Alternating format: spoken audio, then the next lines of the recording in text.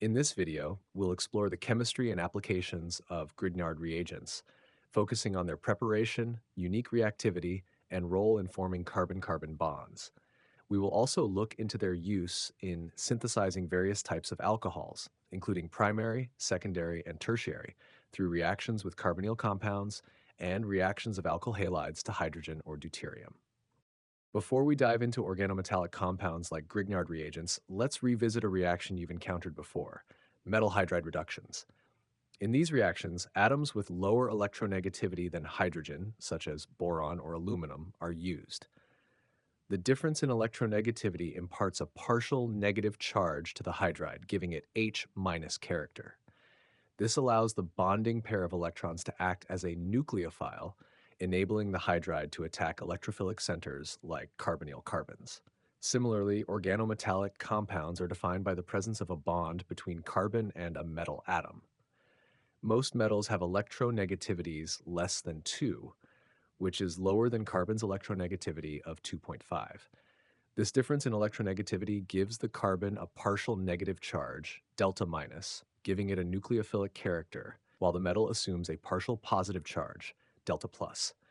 This polarization enables organometallic compounds such as Grignard reagents to function as carbon-based nucleophiles in chemical reactions.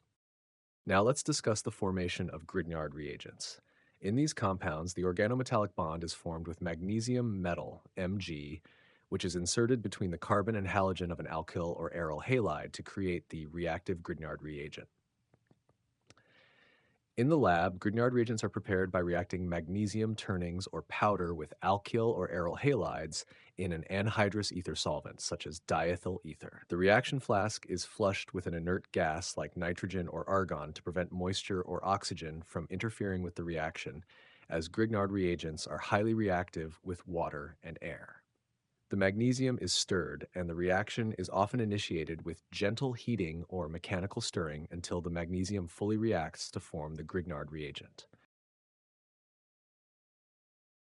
This process converts the alkyl or aryl halide into a Grignard reagent, represented as RMgX. In the Grignard reagent, the magnesium metal inserts itself between the carbon and halogen atoms, forming polar covalent bonds with both. This bonding results in a structure where the carbon gains a partial negative charge, delta minus, while the halogen and magnesium collectively hold a partial positive charge, delta plus, enabling the carbon to act as a nucleophile in subsequent reactions. Formation of Grignard reagents is believed to proceed through a radical intermediate mechanism. In this process, the carbon-halogen bond undergoes homolytic cleavage, resulting in the formation of a carbon radical. This intermediate is planar due to the unpaired electron on the carbon atom, which then interacts with the magnesium to form the Grignard reagent. As a consequence, the stereochemistry at the original carbon-halogen bond is lost during the formation of the radical intermediate. This results in a planar structure that can lead to the formation of both possible configurations at that stereocenter when the Grignard reagent is formed. The Grignard reagent formed is a strong nucleophile capable of reacting with various carbonyl-containing compounds to form new carbon-carbon bonds. The nucleophilic carbon in the carbon-magnesium bond can attack the electrophilic carbonyl carbon, resulting in the formation of an alkoxide or carboxylate intermediate, depending on the specific reaction. Let's explore some of these reactions to see how Grignard reagents can be utilized to transform carbonyl compounds into different functional groups. When a Grignard reagent reacts with different carbonyl-containing compounds, the products formed vary depending on the type of carbonyl used.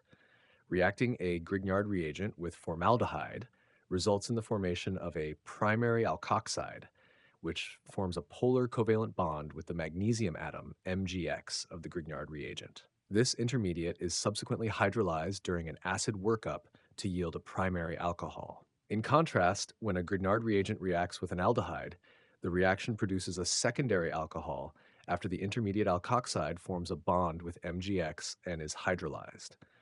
The resulting secondary alcohol is bonded to the R group from the Grignard reagent and the original R group on the aldehyde. For ketones, the reaction with a Grignard reagent forms a tertiary alcohol after the alkoxide intermediate binds to MgX and undergoes hydrolysis. This tertiary alcohol is attached to the R group from the Grignard reagent as well as both R groups of the original ketone. In these reactions, the R groups of the carbonyl compounds can either be the same or different from the R group of the Grignard reagent, allowing for the synthesis of a diverse range of alcohols. Furthermore, Grignard reagents can react with carbon dioxide to form a carboxylate, which is protonated during an acid workup to the carboxylic acid. The carbon atom in carbon dioxide is flanked by two highly electronegative oxygen atoms, rendering it very electrophilic and susceptible to nucleophilic attack by the Grignard reagent. This attack pushes a pair of pi electrons onto one of the oxygens, forming the carboxylate intermediate. The nucleophilic oxygen of the carboxylate forms a polar covalent bond with the magnesium of the MgX, which is then hydrolyzed in the acid workup to generate the carboxylic acid.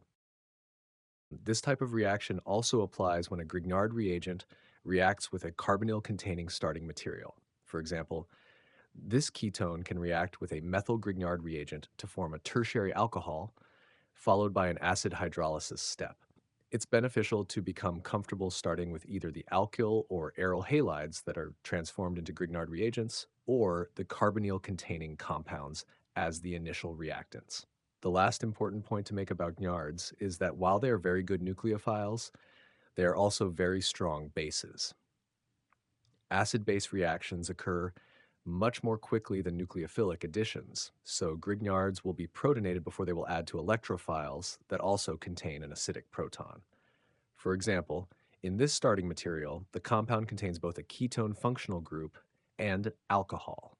The acidic proton of the alcohol, although not very acidic, will be deprotonated rapidly by the strong base of the Grignard reagent.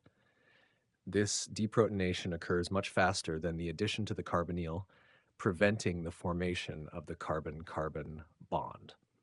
To avoid this issue, alcohols are protected as ethers, which can be hydrolyzed with acid back to the original alcohol after the addition reaction with the Grignard reagent is complete.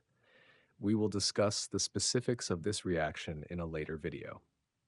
We can also take advantage of Grignards acting as strong bases as a useful way to convert alkyl halides back to alkanes, or to incorporate deuterium, a heavier isotope of hydrogen, into our compounds.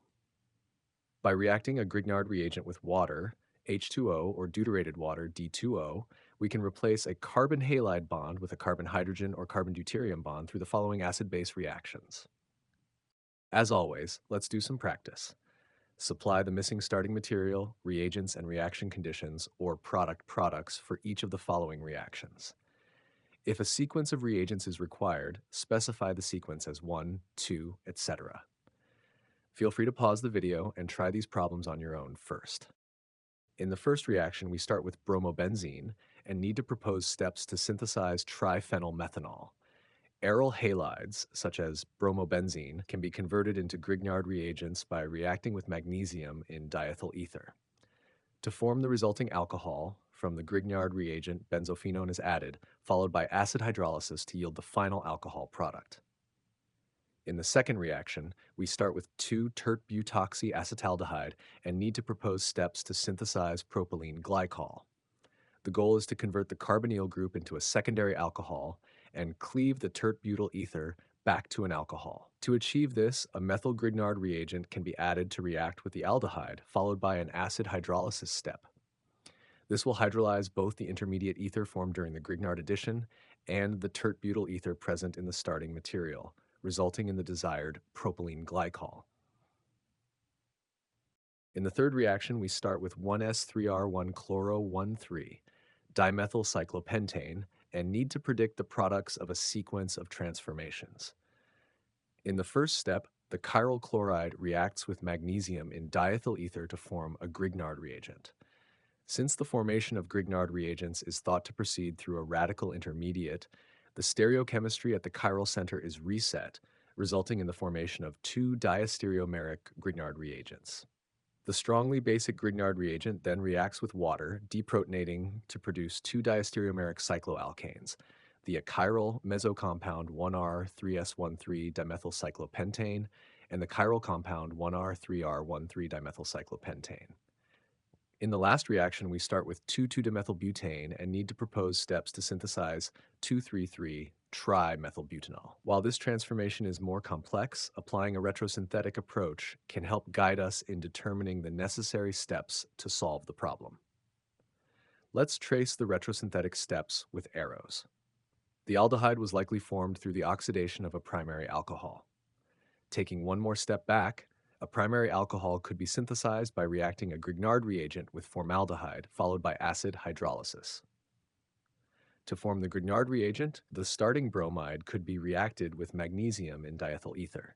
Finally, the starting alkane could be functionalized into a bromide via free radical halogenation. Using this retrosynthetic analysis as a guide, we can outline the steps to move forward toward the desired product.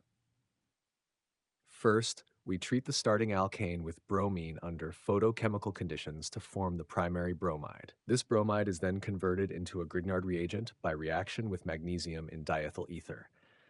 The Grignard reagent can react with formaldehyde, followed by an acid hydrolysis to yield the primary alcohol.